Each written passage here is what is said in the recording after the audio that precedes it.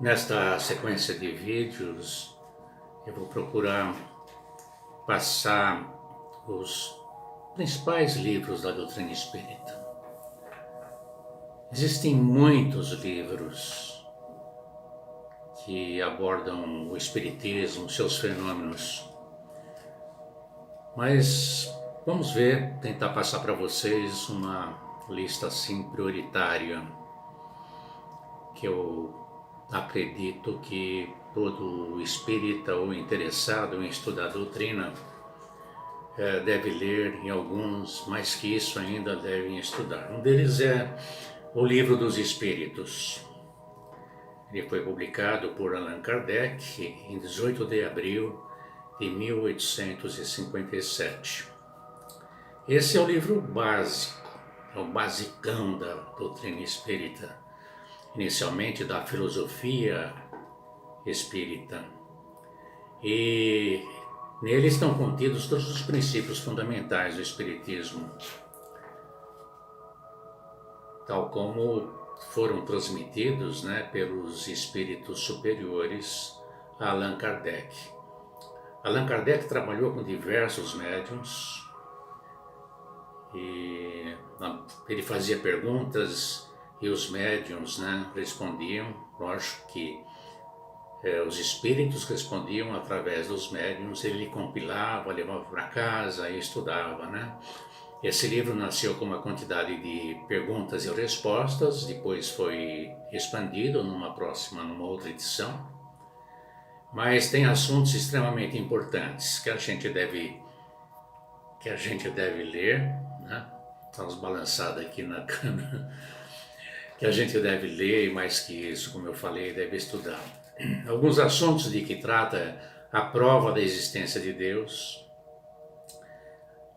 do espírito e matéria, fala sobre a formação dos mundos e dos seres vivos, o povoamento da terra, a pluralidade dos mundos, origem e natureza dos espíritos. Veja que legal. Fala do perispírito, não tão profundamente, porque outros livros depois expandiram esse conhecimento. Os objetivos da encarnação, por que nós encarnamos, o que nós estamos fazendo aqui, de onde nós viemos, para onde nós vamos. Falar sobre o sexo dos espíritos, interessante, e outros temas de muito interesse para a gente hoje.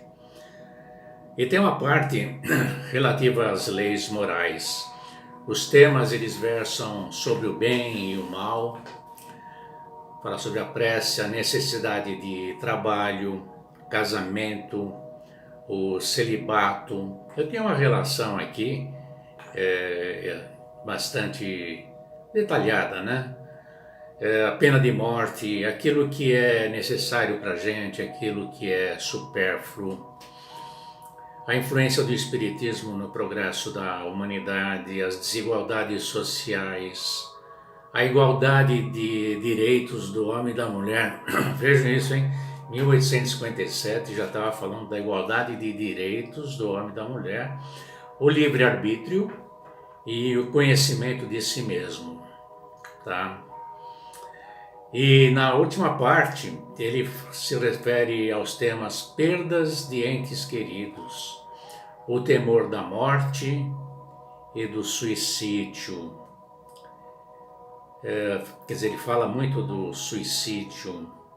Suicídio precisaria ter um capítulo específico sobre isso,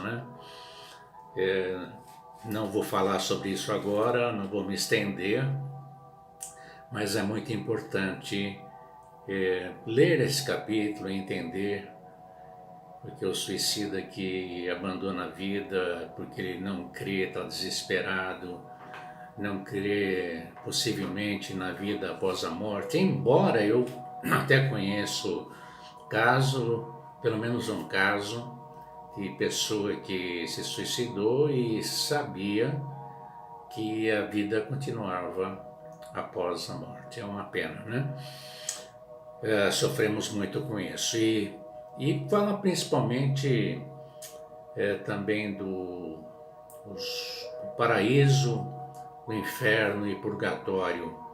Esse livro, o Livro dos Espíritos, depois ele é mais detalhado nos livros subsequentes. Tá? A gente vai procurar falar um pouquinho de cada vez. Vamos falar um pouquinho do Evangelho segundo o Espiritismo. Esse livro tem uma recordação assim impressionante, algumas experiências impressionantes. Bem na época que eu estava começando a entender e a estudar o Espiritismo. Né? Falar assim, se abre uma página assim aleatoriamente, você vai ter uma mensagem. Eu nunca acreditei nisso, mas eu tive pelo menos umas 3 experiências assim de não posso jamais negar a influência dos amigos espirituais na nossa vida, né? Quando você está ligado a esses amigos, né?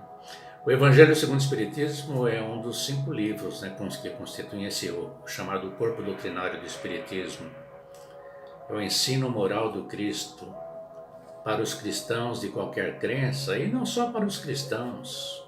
Tá? O próprio Gandhi comentou sobre o Sermão do Monte, que se houvesse só o Sermão do Monte já estava completo em termos de ensinamento moral, né? Lá tem muitas comunicações mediúnicas de espíritos comentando sobre as lições de Jesus.